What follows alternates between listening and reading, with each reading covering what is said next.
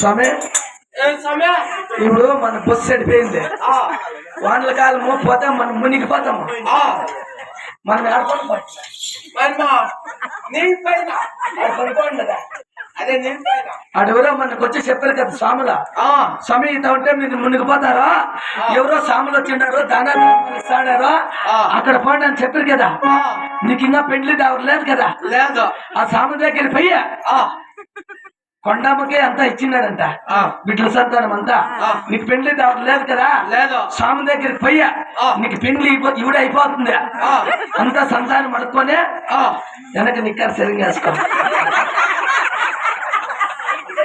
పోసిపోతుంది సమయ పిల్లోడు అయితే ఏమో అనుకోవచ్చు. కలగొడు బాబు సాములు సార్ కలగొడు.